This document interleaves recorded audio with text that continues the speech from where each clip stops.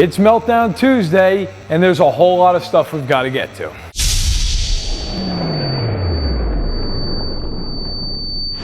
First things first, let's talk about the NBA draft lottery. Everybody's excited. The teams that stunk the most get the shot at getting a really good player, whether it be Brandon Ingram or Ben Simmons. And of course, as is every year, the Philadelphia 76ers, they have the best chance of getting the pick. And you know what, Philadelphia? I hope you don't get the pick. In fact, I hope you have to draft 14th.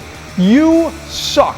Year in and year out. Joel Embiid, oh, he's going to be great. Terrible. Complete disaster. Evan Turner, he's going to turn the franchise around. Mediocre at best, not on the team anymore. Michael Carter-Williams, actually got him right. Trade him immediately. Get rid of him. We don't want to have any kind of talent on the team.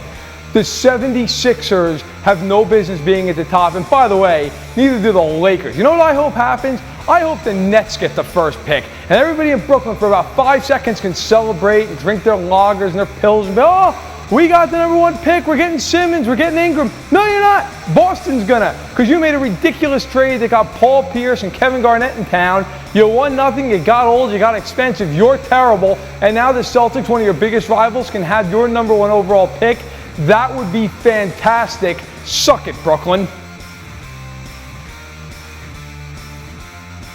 And then, of course, baseball, giving us the first big fight of the 2016 season, the Texas Rangers and Toronto Blue Jays.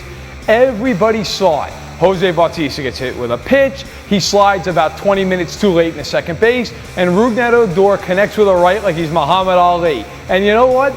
Good for Odor. Bautista's a great player, but he loves to flip his bat, and he loves to stare at people, and he loves to slide late. You know what? You got punched in the face by a man half your size, and good for you. You didn't fall over, mostly because Adrian Beltre caught you.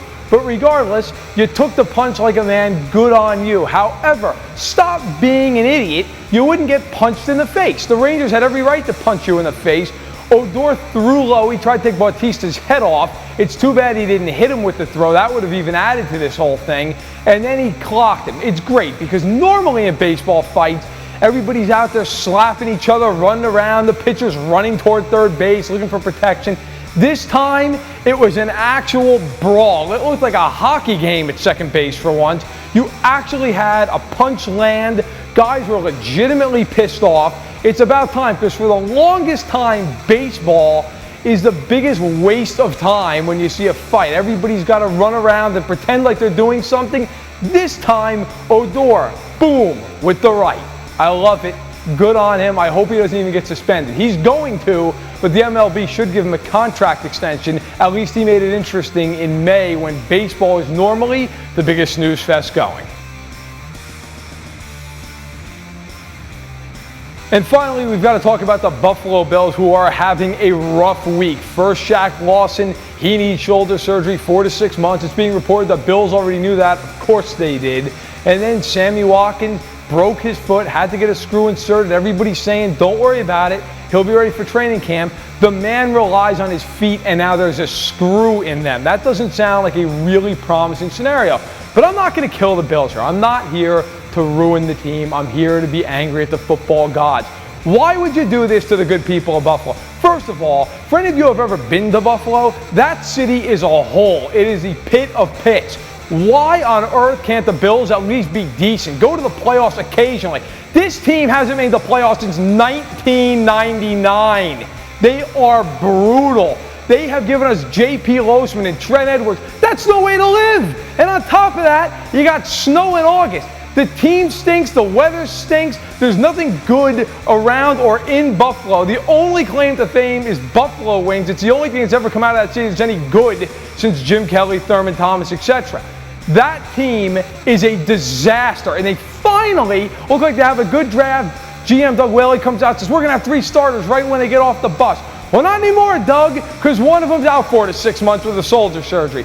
That team is a walking disaster, and everybody gets all excited every year. Oh, this is going to be the year. This isn't going to be the year, nothing. You got a mediocre quarterback. Your offensive line's mediocre. Your defense in the back seven's nothing to write home about. You got a couple of good corners and nothing else. The front seven, it's okay. Darius is a beast. Everybody else is mediocre to terrible. That team is going to go 8-8 and 9-7. You know why? Because it's Buffalo, and the football gods will have to screw with that city every opportunity they get. And you know what? For years you could say at least they have the Sabres. Now the Sabres are one of the worst teams in hockey. My God, can anybody help out Buffalo? Can somebody give it any kind of hope? The Bills, it's looking like another rough year, but at least you'll have good weather, Buffalo, until July 4th.